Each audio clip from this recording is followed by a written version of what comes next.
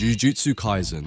Chapter 268 spoilers are here. Sukuna is officially dead. We get the conclusion to the fight between Hakari and Uraume, and Nobara and Megumi receive letters from Gojo, but Yuta needs to be saved. As always, a massive shout out to Miyamura for providing the leaks. Now sit back, relax, and let's go through it all. First of all, Miyamura states that this is the most unexplainable chapter he has ever come across in Jujutsu Kaisen, so I think it's possible the leaks won't be 100% accurate and we'll need to see the official translation to completely understand the chapter. With that being said, the chapter's title is Conclusion, and it starts with Sukuna talking to Megumi's soul. Sukuna says, "How dare you try to live on? You let your body be taken by me. You killed your own sister, and you even rejected a hand that was offered to you. Give up. You can no longer live a proper life. Just stay quit and let me handle the rest." Megumi talks back to fading embers of Sukuna. He says, "Why are you so desperate?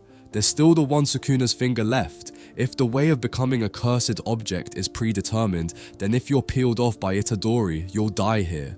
And resonance isn't all good for you too. If your 19 fingers disappear, the last one won't be able to connect your soul from the effects. I'm honestly relieved to know that even you are afraid of dying. I never intended to live a proper life from the start. It's a given, but there are so many more people other than yourself in the world. I think I'll try to live for someone else one more time." So, this is Megumi's development, and in my opinion, this was handled perfectly by Gigi. Sukuna did a lot to bury Megumi's soul and to take full control over his body, which made it very hard for Yuji to reach it.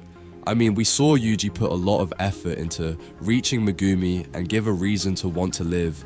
He showed him there's still more to life than he thought. And eventually Megumi changed his mind and helped Yuji to fight Sukuna. Back to reality. As Yuji's domain crumbles, Sukuna's reincarnation gets undone on Megumi's body.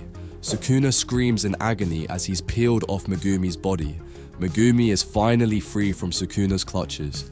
Yuji looks down on the residual of Sukuna and asks, "What will you do, Sukuna?" And we get a flashback to when Yuji asks Sukuna to release Fushiguro and return back to him, and Yuji will spare Sukuna's life. Yuji says, "Sukuna, you're me." Then Yuji picks up the residuals and tells Sukuna, born bearing a curse without even knowing it. What kind of monster that we would have become was a matter of chance, but I had my grandpa, Sukuna. "Let's try one more time, Yuji," to Sukuna.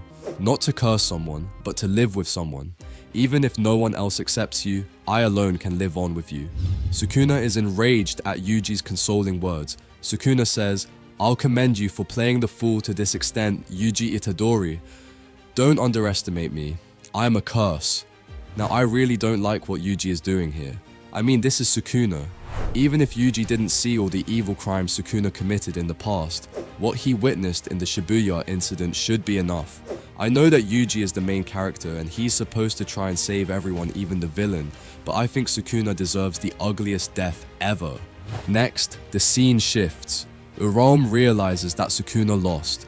Hakari asks what they'll do now, and Uraume says, "I already told you, it's the end. There's no meaning to anything anymore." Uraume says, "The only logical reasoning for Sukuna's defeat is that he was in an incarnated body, Uraume. You all were just lucky. You were saved by being born 1,000 years too late." Hakari says, "I was just lucky, huh? That's the highest praise I could receive." Uraume's body slowly crumbles as they say, "Indeed." And I completely disagree with what Uraume just said. Sukuna without the 10 Shadows technique has no chance of defeating Gojo. Even Sukuna knew that. From the start, we saw that Sukuna planned to take over Megumi's body. Sukuna didn't have anything to bypass Gojo's infinity, so he used Maharaga to figure out a way to bypass it, which led him to the World Slash, the attack that killed Gojo. And in my opinion, even the World Slash shouldn't have reached Gojo, because remember, infinity doesn't negate attacks, it slows them to infinity. Anyway, Gojo needed to die, or else the story would end with him killing Sukuna. And on the other hand, Uraume worships Sukuna, and it's completely logical for her to state that they wouldn't beat the original Sukuna. Scene shifts. Megumi finally wakes up and asks, "What are you two doing?" as he looks at Yuji and Nobara, goofily trying to surprise him. Nobara and Yuji say, "A Kugisaki survival surprise," and Megumi responds, "I see, my bad." Then Nobara says, "You know, the class's Madonna, who everyone thought was dead, turned out to be alive? Shouldn't you two be so surprised that you'd wet yourself or cry out of joy?" Yuji says he cried a little when the resonance was hit.